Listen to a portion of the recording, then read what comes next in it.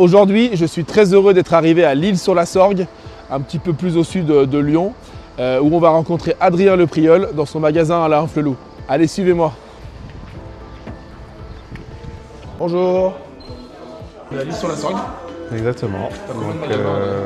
C'est mon premier magasin. Moi, je l'ai repris en octobre 2020. Après, c'est un magasin qui est là depuis 2010. Donc, c'est une reprise. Ça me paraissait plus logique qu'une création qui demande du temps pour constituer un fichier client, qui est finalement la base du fonds de commerce. S'il n'y a pas de client, il n'y a pas de commerce. Et la vie, elle te plaît ici? Voilà, ça change. Dans une grande ville, le cadre est, je dirais, plus agréable. Hein. C'est plus famille, etc. Après, Nantes, c'est une ville que je connais, hein, j'ai grandi.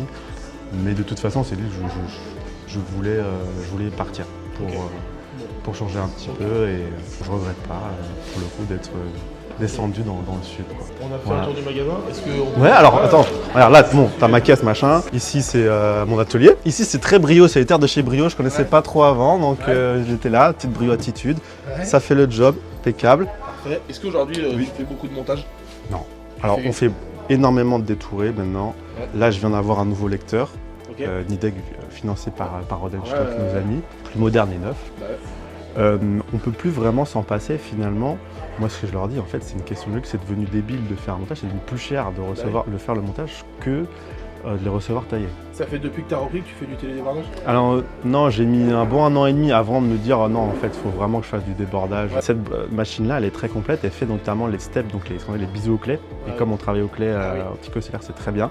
Et donc, du coup, on garde les montages pour les montages techniques. Okay. Finalement, les montages. Ouais, mais ça représente une petite partie de percé. Ouais, voilà. Et montage complexe. Après, les montages avec les montures injectées ou avec le palpeur, en fait, ça peut poser problème parce que c'est montage à froid. Ouais. Et surtout sur des puissances convexes, on envisage plutôt un montage machine. Salle d'examen. Ouais, donc là, côté, unité de ref. C'est une unité que j'ai récupérée d'occasion. Ouais. Donc j'ai été la chercher dans un CRIS à Montpellier. Okay. En fait, ce qui se passe chez CRIS, c'est qu'ils sont un don sur iRefract de Luno. Et donc, du coup, elle n'avait pas le choix, elle devait le passer dessus. Tomei aussi, je ne connaissais pas, ça vient de Lyon. Très très bien. Ma petite LF, l'écran, voilà, et la tête de ref qu'on ne présente plus manuel. On reste sur du manuel pour le coup, un classique. Ouais. Alors, en fait, ma stratégie est la suivante. Comme je suis hors réseau, je n'ai pas de réseau ni de certif. Donc, ça donne une plus grande liberté au niveau du choix des produits et des clients, ils ont plus le choix. On a fait le choix de communiquer sur la gamme qui s'appelle Big Norm chez Roden.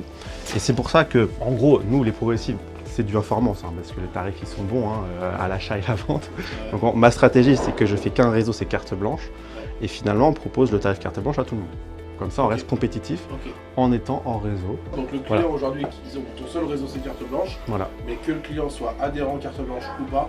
On propose, alors pour l'épreuve, on propose, ça permet d'avoir, parce que forcément il y a du monde autour de nous, il y en a qui plus ou moins jouent le jeu au niveau des réseaux, mais beaucoup moins que quand j'étais sur Nantes. Moi quand j'ai repris dans le sud, je dis les gars, ouais il n'y a pas de réseau, pas de certif, je fais bon et tout, ça marche et tout. Et j'y croyais pas et en fait non, c'est possible de se passer des réseaux et des hors certif. Quoi. Donc voilà, et du coup ça permet d'aller sur ce qu'ils appellent Big Norm, donc les verres à intelligence biométrique. Ça permet de donner au client quelque chose, en fait un produit. Alors ça on le propose quand il y a des devis. Écoutez, très bien, on a fait un devis. Nous on peut vous proposer un produit plus innovant, basé sur le calcul de l'intelligence artificielle. C'est hyper intéressant ce que tu dis, parce que du coup l'idée de ce road trip c'est de voir un petit peu les tuyaux de chacun. Et l'idée de mettre le tarif réseau, finalement le seul que tu as à tout le monde, ça permet aussi aux gens qui viennent en couple. Il y en a qui a carte blanche, l'autre qui ne l'a pas. Voilà. Pour moi, il n'y a pas de problème. Exactement. Avec ça, je peux proposer un verre avec un modèle d'œil biométrique basé sur l'intelligence artificielle. Et donc ça, sur des grosses corrections, donc fort hypermétrope ou fort myope, les gens disent ah oui, tout. Hein. Et c'est vachement novateur. En fait, voilà, exactement. Et l'intérêt de ça, c'est qu'en fait, ça ne change rien dans mon approche au niveau de la vente. C'est-à-dire, j'ai que 2 mesures à faire. Les écartements, hauteur. Il n'y a pas d'autres prises de mesure à faire, c'est exactement la même chose. C'est le verrier qui fait ses calculs avec le serveur, l'intelligence artificielle, et nous on reçoit le tout. Et là vraiment c'est un axe de différenciation. Alors, on ne fait pas tous les jours bien sûr, mais c'est notre façon de bosser. Excellent. Donc on est sur une ville un peu portée à tout ce qui est artiste, peintre et surtout antiquaire et brocanteur. Donc parfois on a des gens qui veulent des choses qui changent un petit peu. J'ai pas trop pris de risque au niveau des marques, quand on est une enseigne. Il y a déjà des indépendants qui sont vraiment dans ce créneau-là. Néanmoins, on a quand même une réponse avec des produits très colorés, très différenciants. Et on est sur un prix de vente chez Nemesis, on est à 122 € pour des choses qui sortent un petit peu de l'ordinaire. Et ça marche. Ouais. Moi, je n'y croyais pas trop, mais ça marche. Et il y a une marque aussi sympa, ça s'appelle les Folies Rochelaises. Je ne sais pas si tu connais. Les Folies Rochelaises ? Voilà. De La Rochelle ? Voilà, donc basé sur La Rochelle, donc la petite mouette. Ah ouais. Apparemment, ils ont fait ça avec un partenariat avec un atelier d'une artiste peintre qui est basée à La Rochelle. Donc tous les modèles ont des noms basés de La Rochelle. Trop bien le bruit des cigales. Ça change d'ambiance, hein. Ah ouais, j'adore. Là, on est à 500 mètres de ton magasin, quoi. Eh oui, eh oui. Incroyable. Alors, là, t'as vu comment c'est chouette, hein. Bon, l'idée, ouais. C'est de faire un petit point sur toi, ta vision du marché, ta vision du métier et comment tu vis aujourd'hui ton métier. Rapidement, tu as eu ton diplôme en quelle année? Alors moi, je suis diplômé depuis 2008. Ok, quelle école? Donc j'ai fait l'ISO Nantes, comme je viens de là-bas. Suite à ça, en fait, je suis monté à Paris. Comme j'étais jeune, j'avais pas d'attache, j'avais pas mal de gens de mon entourage qui le faisaient. Il y a beaucoup de Nantais qui le font parce que Nantes-Paris en TGV, c'est 2 heures, 2h10. Et je suis resté 3 ans et j'ai passé mon DU de Contacto là-bas à Paris Sud aussi. Ok, donc tu as repris un magasin qu'on a vu tout à l'heure il y a... En fait, moi je suis entrepreneur et franchisé à Alain Flou que depuis octobre 2020, c'est-à-dire 3 ans. Ok. Avant, j'étais uniquement salarié. Ok. Aujourd'hui, alors là, voilà, le plus franc possible, comment se porte l'activité? Elle est bonne. Alors il y a eu un peu débat en fait au niveau du début d'année, je ne sais pas pourquoi. Comme encore une fois, je suis hors réseau, en fait, il y a des fois où on n'arrive pas à se projeter parce qu'il n'y a pas, on va dire, ce filet de sécurité de dire j'ai ce réseau donc ça va m'apporter tant par mois. On ne peut pas dire qu'aujourd'hui ton activité souffre. Non. On ne peut pas dire que c'est l'explosion non plus.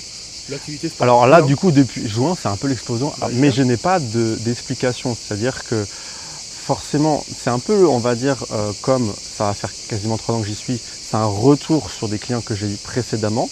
Ouais. Et donc du coup, depuis que j'ai repris, j'ai bien revu les process et surtout la prise en charge, l'accueil, les fondamentaux finalement, bien équiper les porteurs.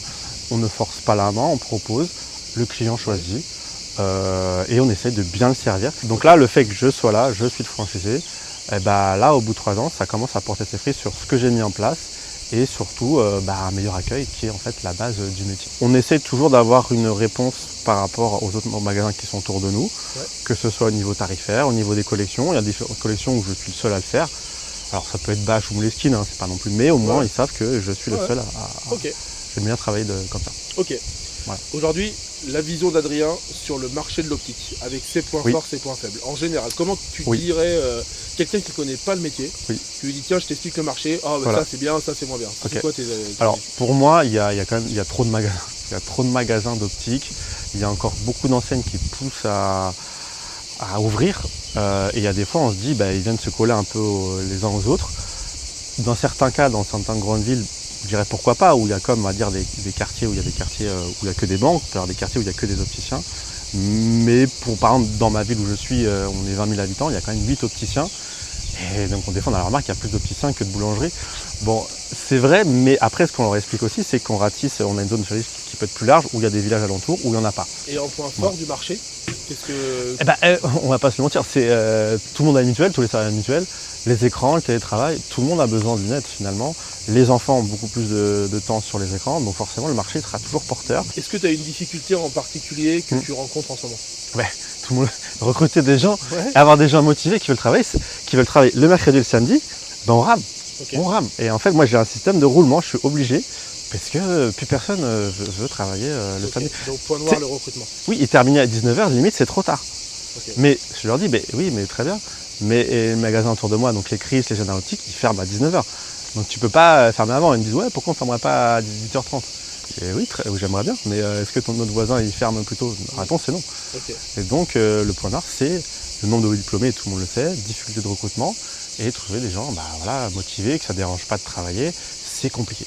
On fait beaucoup plus de concessions qu'avant. On sait tous que tu as créé ta propre école pour répondre à la demande de personnes présentes en magasin. Donc, tout simplement pour trouver des gens qui veulent travailler, quoi, faire notre métier. Dans la question qui va venir plus tard, il y aura un peu l'avenir du métier. Aujourd'hui, par exemple, si tu avais un magasin où il y avait 10 personnes, comment tu vois la répartition idéale? Est-ce que tout le monde doit être diplômé selon toi? Est-ce que un diplômé suffit? Est-ce que moitié-moitié? C'est quoi ton idéal de répartition si vraiment tu avais le choix des collaborateurs, tu vois? Je dirais moitié-moitié, parce que maintenant, un diplômé, ça coûte cher.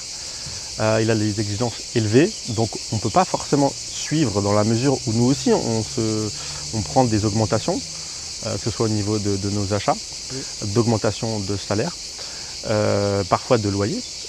Donc on ne peut pas forcément, très bien les gens veulent gagner plus à l'inflation, mais des fois on ne peut pas le faire, on peut pas le sortir comme ça de la trésorerie alors que l'activité elle va pas forcément suivre. Donc il y a un moment, il faut être cohérent. Donc le mieux c'est de trouver le mix moitié-moitié. Et ça pourrait répondre aux besoins du client. Bien sûr. Ouais, ça suffit. Bien sûr, les gens en fait ce qu'ils recherchent avant tout, c'est finalement c'est une bonne expérience, du vécu, d'être bien conseillé, et c'est tout. Si on explique bien les choses, et ça se passe très bien en fait. La personne qui est non diplômée est globalement une bonne vendeuse. Est-ce que tu as mis des choses en place ces derniers, sur ces 3 ans que tu qualifierais d'innovants, dans des process, dans des marques, dans des. Un truc que tu dirais, tu dis ah oui j'ai fait ça, c'est bien. Le détourage, mais ça tout le monde le fait, ça. Mais pour toi, c'est ta vision à toi. Mais toi, c'est un truc vraiment, tu t'es dit ah ouais ça c'est vraiment une des solutions. On peut plus s'en passer, bien sûr. Le détourage. Ouais. Globalement, de toute façon, les opticiens préfèrent passer plus de temps avec le client et délaisser un peu l'atelier, mais tout en gardant la technicité et on va dire l'amour de l'atelier via des montages complexes qu'on fait en machine. Donc on ne peut pas se passer de machine de meuleuse, bien entendu, mais le détourage, ça répond à une question, on va dire même c'est le côté un peu écologique, donc moins d'eau utilisée, elle est mieux recyclée, etc. En fait, il n'y a que des avantages. Voilà. Et oui. En prix, en temps passé avec faut pas. Voilà. Demain, tu es nommé ministre de la Santé. Imaginons. Ouais. Quelle est la J'enlève mesure... le 100% santé, je le vire. Voilà, la première mesure que tu fais. C'est quoi, c'est ça? 100% santé, je le squeeze. Ok.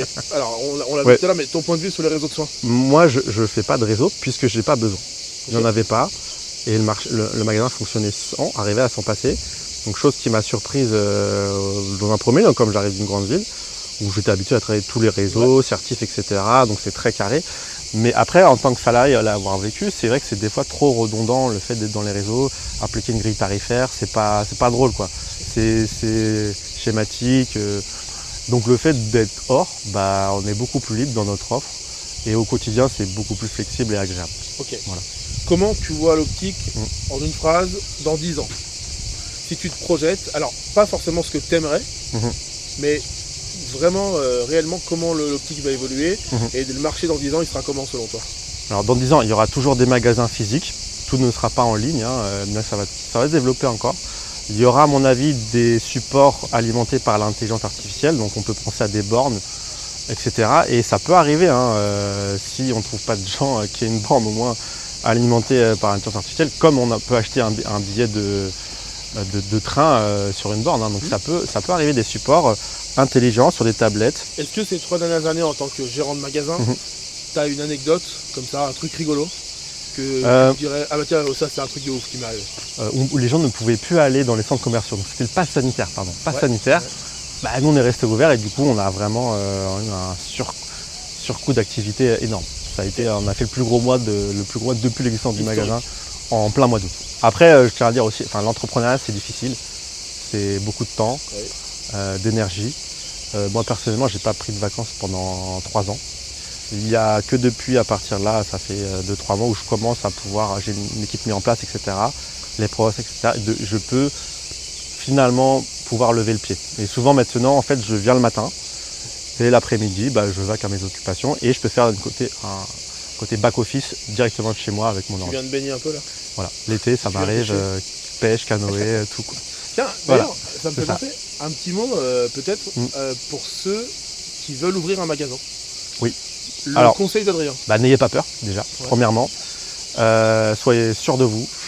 Parce que en fait, moi vraiment ce que j'ai remarqué, c'est il y a vraiment un gouffre entre être salarié et patron, ça n'a rien à voir.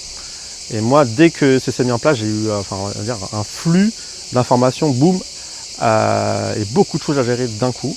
Donc faut être bien entouré, savoir rester calme, bien gérer son temps, son énergie. Et après, il y a tout roule parce qu'on reste quand même sur une enseigne. Et donc, on a quand même la sécurité vis-à-vis de ça, sur la communication, sur les offres, sur le nom qui est connu. Et donc, il n'y a pas des fois un énorme risque, mais c'est sûr qu'il faut le faire pas trop tard. Peut-être à 20 ans, c'est pas un peu tôt. Donc, moi, je dirais, allez, vers la trentaine, c'est bien, pour déjà avoir un petit bagage et se sentir prêt au niveau familial, notamment, et pouvoir vraiment être disponible. C'est de la disponibilité, le temps, l'énergie. Il n'y a pas de secret, c'est le travail en fait. C'est travailler dur, il n'y a pas de secret. Quel est ton avis sur les syndicats professionnels aujourd'hui? Mais moi je les connais pas trop finalement parce que j'ai pas eu le temps de m'y intéresser. Sincèrement, je les connais pas.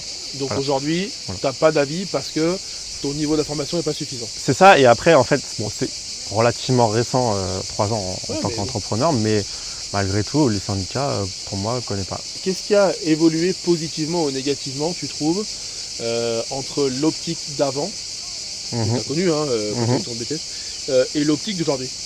Qu'est-ce que tu dis, ouais, ça c'est vraiment une avancée, ou là on a reculé là-dessus?